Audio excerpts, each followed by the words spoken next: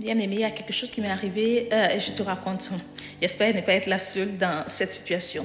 J'étais sortie aujourd'hui, donc un temps je rentrais à la maison et je vous assure que c'est lorsque je suis arrivée à la maison, que j'étais en train d'ouvrir le garage, que je me suis rendu compte que je suis là chez moi. Ça veut dire du trajet, parce que c'est d'une ville à l'autre, hein, je vous assure. À chez moi, j'ai pas remarqué la circulation, j'ai pas remarqué les gens qui étaient autour de moi sur l'autoroute. Rien, c'est comme si ces choses-là ne m'ont pas captivée. Et c'est pas la première fois, j'espère que je ne suis pas seule dans ce cas-là, que je me lève, que j'aille dans un point B sans avoir conscience de tout ce qui est autour. Souvent, tu vas te lever à la maison aussi, tu dois faire une chose parce que tu es habitué à faire. Hein, me lever pour préparer les enfants peut-être pour le cours. Tu le fais et à un moment donné, tu te dis, oh, je n'ai pas vu le temps passer ou bien je n'ai même pas vu que j'ai fait ces choses-là. Et lorsque j'étais en train de m'étonner d'être arrivée à la maison, c'est là le Saint-Esprit va utiliser cette situation pour m'enseigner quelque chose de très important pour nous les chrétiens. Voilà pourquoi je dis, je ne garde pas ça pour moi, je partage avec vous. Vous savez, les choses de la nature nous enseignent, hein, et le Saint-Esprit me faisait voir à quel point il est très important pour nous d'avoir cette conscience de sa présence en nous.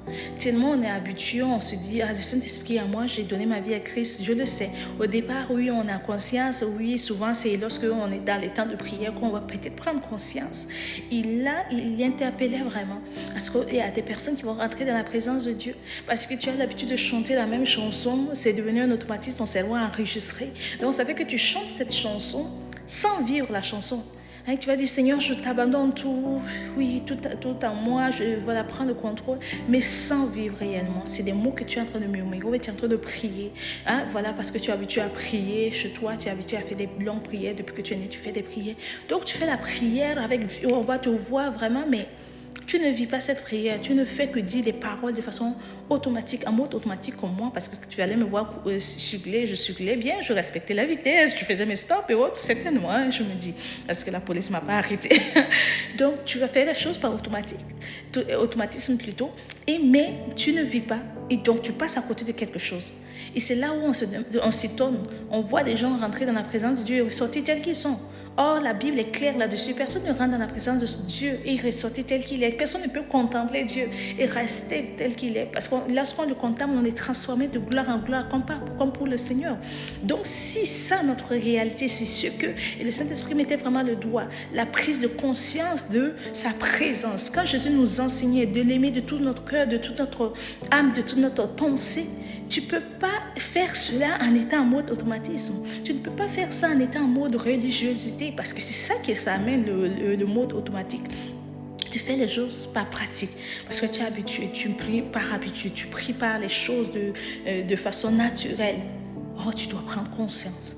Alors que tu pries, que tu prennes conscience de tous les mots que tu es en train de prononcer, alors que tu es en train d'adorer de la même manière, que tu sois conscient de la présence du Saint-Esprit en toi. Parce qu'à chaque fois que tu prends conscience de sa présence en toi, tu vas remarquer qu'il y a des choses que tu ne fais pas. Hein? Que souvent, il y a des choses qui t'énervent, mais en réalisant que non, la colère n'est pas de Dieu. La colère, le Saint-Esprit en moi, il peut me donner cette capacité, la maîtrise de soi, à passer au travers, de régler mes choses de façon pacifique. Cela me donne en même temps de crier à lui pour dire, Seigneur, je n'en peux plus, j'ai besoin de ton aide, donne-moi cette maîtrise de soi, donne-moi cette capacité d'aimer au-delà de mes forces, au-delà des mots que je vais dire, que ça soit vraiment quelque chose que j'éprouve réellement. Donc c'est vraiment une interpellation pour nous les chrétiens, avoir la conscience de la présence de Dieu au quotidien dans nos vies. Que lorsque nous partons à l'église, que nous-mêmes nous faisons cette prière, Seigneur, que je ne passe pas à côté, que je ne rentre pas dans un culte, une célébration et ressortir ainsi, mais à chaque moment, que ce soit dans les temps d'adoration, dans les temps de prière, dans les temps d'exhortation, que je sois consciente que tu es là. Parce qu'il dit que là où deux personnes sont réunies en son nom, il est là. Donc, c'est faux que tu vas aller dans une assemblée, même si on dit que voilà, les pasteurs ne sont pas vrais, c'est pas vrai. Du moment où toi seul tu es vrai et que ta voisine aussi est vraie dans l'assemblée, là, en principe, il est là au milieu de vous parce que vous êtes venus en son nom. Donc, à vous de la présence de Dieu, vous pouvez l'attirer.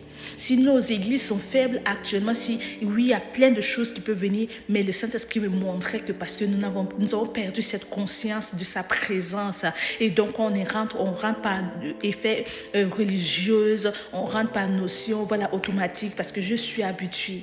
mais il nous interpelle vraiment à prendre ce conseil et à revenir d'un cœur à cœur avec lui, à nous laisser vraiment imprégner de sa présence et surtout être sensible à sa présence et nous laisser conduire par lui.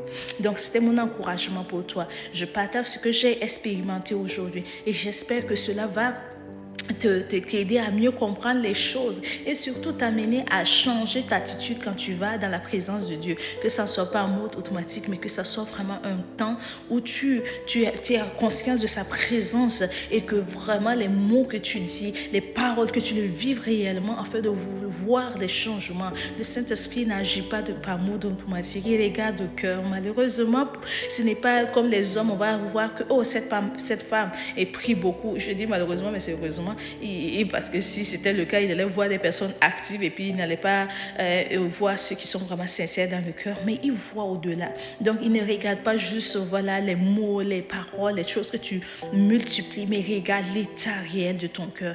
Est-ce qu'alors que tu dis Seigneur, je t'adore, est-ce que ton cœur est en train de l'adorer? C'est ça la conscience. Parce que alors que je dis Seigneur, je t'adore du tout, que tous les fibres de ton cœur soient en train de dire Seigneur, je t'adore réellement. Donc c'était vraiment mon encouragement pour toi. Médite là-dessus et sois fortifié. Prends soin de toi. Shalom.